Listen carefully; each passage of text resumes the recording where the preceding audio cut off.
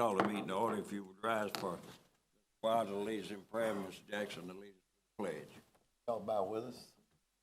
Lord, we want to thank you today. We want to thank you for this beautiful fall weather you've on us. For all the many blessings that took over us this evening, guide us that we thank you for all the folks that have taken all a safe ride.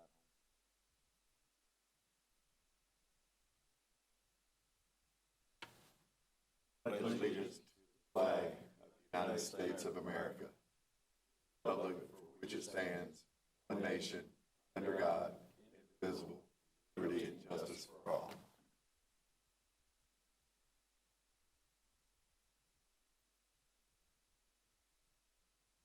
I'd like to read this to you before we start. I'd like to take a moment to clarify the Planning Commission's recommending body to the Columbia County Board of Commissioners. Decisions made on rezoning and variance requests tonight will be forwarded to the Commissioners for final action on October 3rd, 2023. If you wish to address the Board of Commissioners at their meeting, please see Ms. Stoller, standing request to speak for them. Any request with a public hearing will have a minimum of 10 minutes permitted per side, excuse me, for the presentation of opinions, data, and evidence by proponents or opponents of a request. The applicant will be allowed to speak first, and any member of the public may speak after. Either side may cede their time during the hearing if they so desire. We think a little bit different tonight. Mr. Sterling, our planning director, and two of his assistants are out of town on a conference having, and Mr. Matt Slaughter, the deputy county manager, is taking their place for us. Glad to have you, sir. And I'm doing the work of three people? Yeah, you can carry a load. Okay, Doctor, approval of the minutes of the previous meeting, please. So moved. Second. All in favor signify by raising your right hands.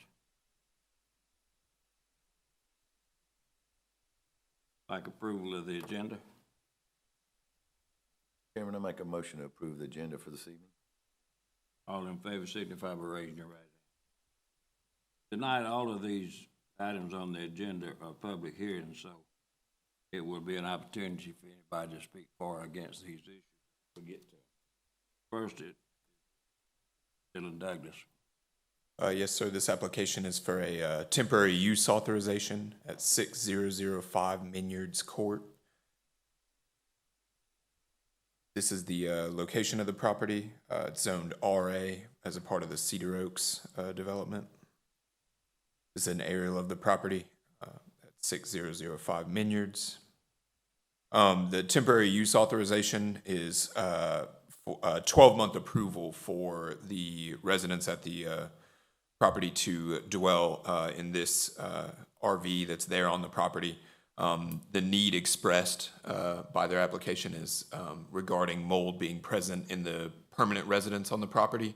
The woman, the wife of the couple that's currently living in the dwelling, is just getting over a cancer diagnosis, and so in the interest of alleviating any health concerns related to the mold, they're requesting to dwell in this illustrated RV for the next 12 months. They believe that they'll have the renovations and the repairs completed within the permanent residence in about 6 to 8 months so that they can move back into the permanent residence on the property. There have been some concerns expressed about there being 2 RVs out on the site.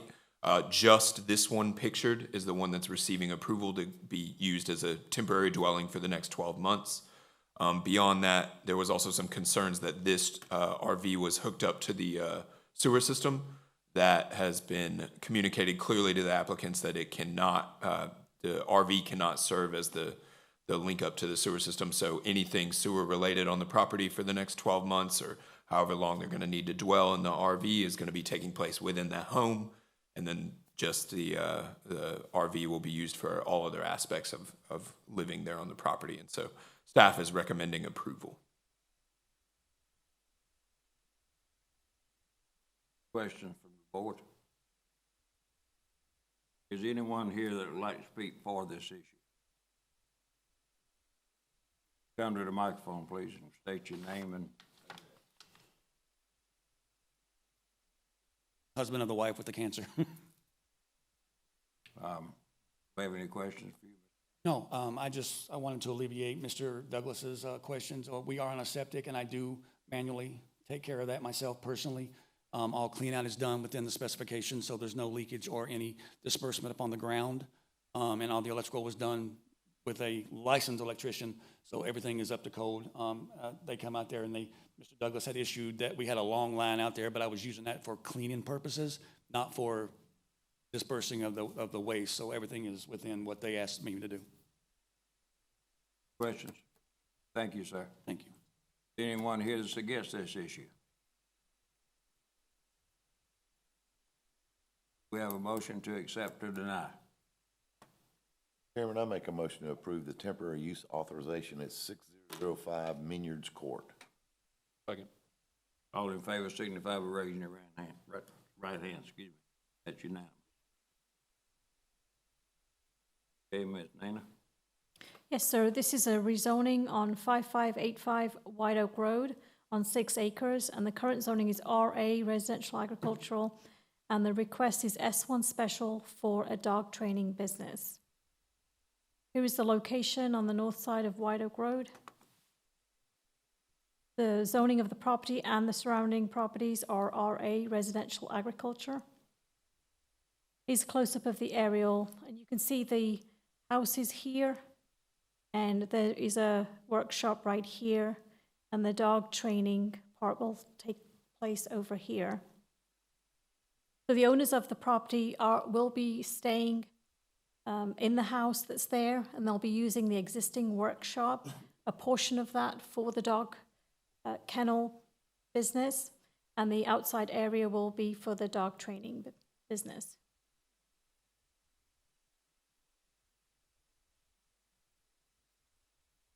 This is the site plan with the application. So you can see that the training area for the dogs is in yellow there. It's a minimum of 100 feet away from the property line. So the normal concerns of noise from here should not be an issue for the neighbors. There's a lot of trees on the property as well. And one of the neighbors has written a letter in to us to say he's in support of the business. Here's some photographs of the site. So there's the house and the barn, and the character area of this is rural neighborhoods, and because the owners are keeping the existing buildings and using it the way it is, there will not be any change to the character. And staff is recommending approval with a condition that the RA uses, including the previously approved provisional home occupations, will continue to be allowed on the property. Thank you. Questions from the board? Excuse me. Is anyone here who would like to speak on behalf of this issue? Yes, if you come to the microphone, please.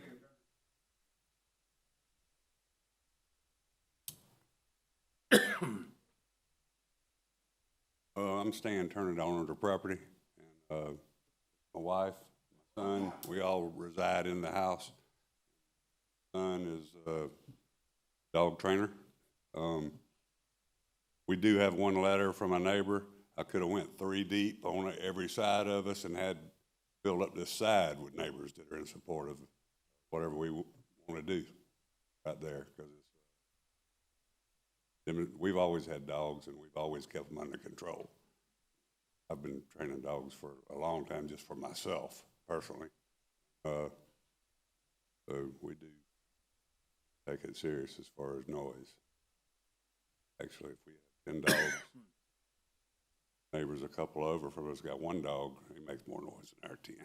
But anyway, that's all, unless you have any questions. Anybody got any questions?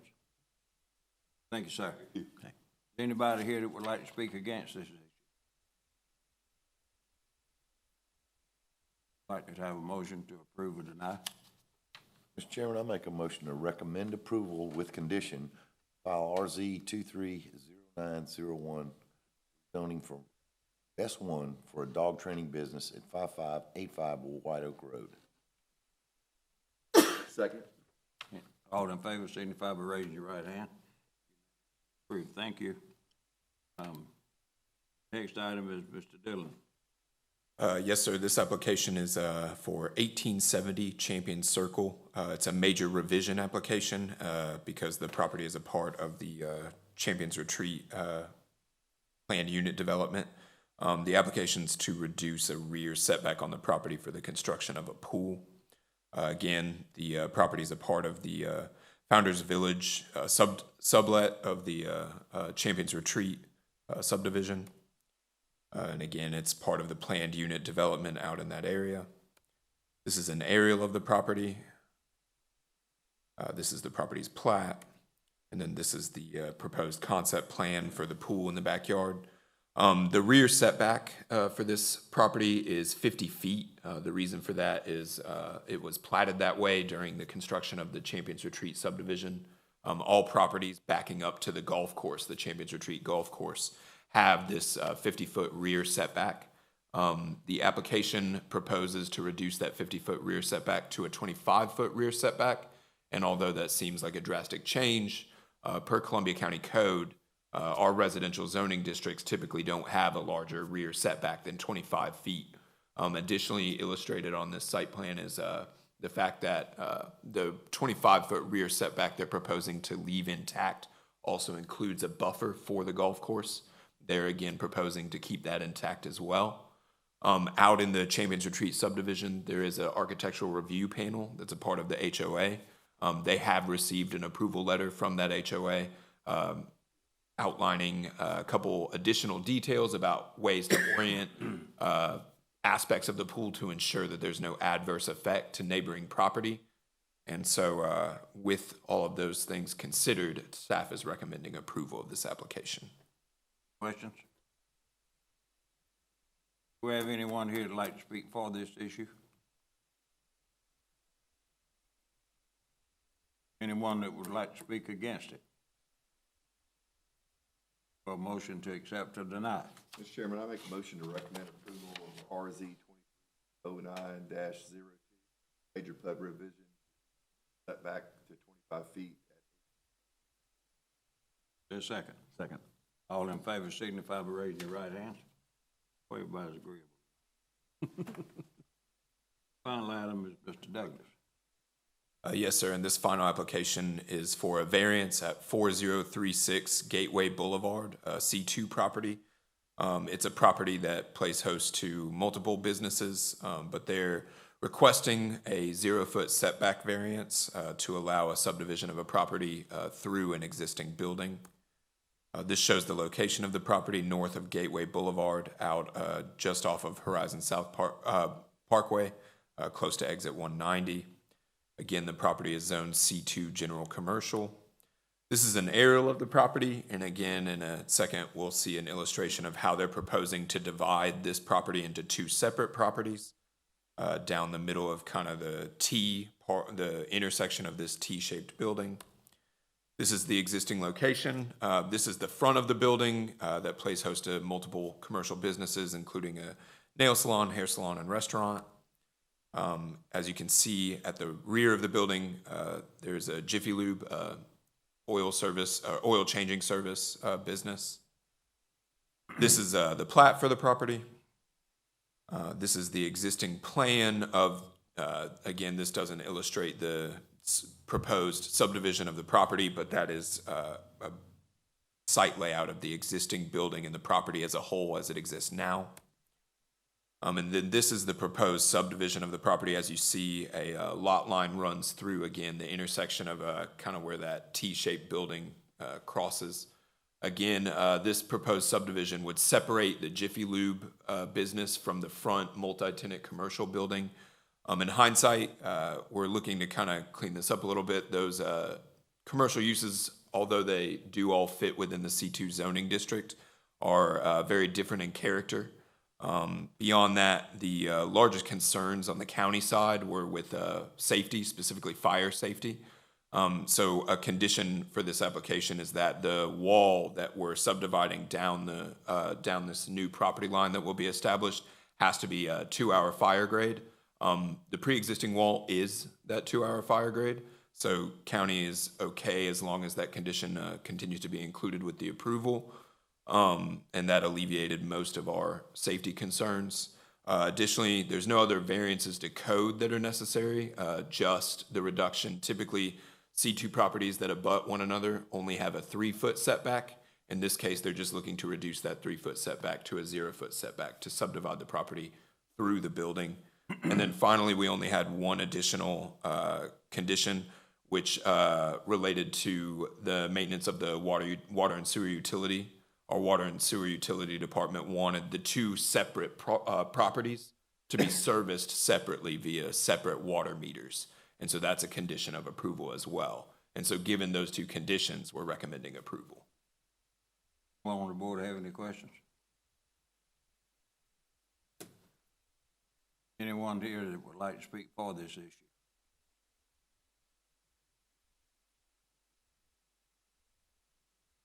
Lance Cheeley with Cranston Engineering. I'm representing the owner here today. Thank you for taking time to hear the request. I just wanted to follow up on a couple of these. We're in support of, kind of arises from a need from the owner to separate some of his business ownership. There's a few locations throughout town where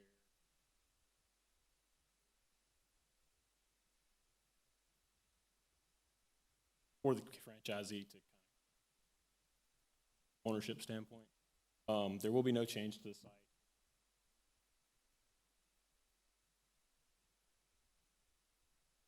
Building standards again, firewall, and we did have a question. I called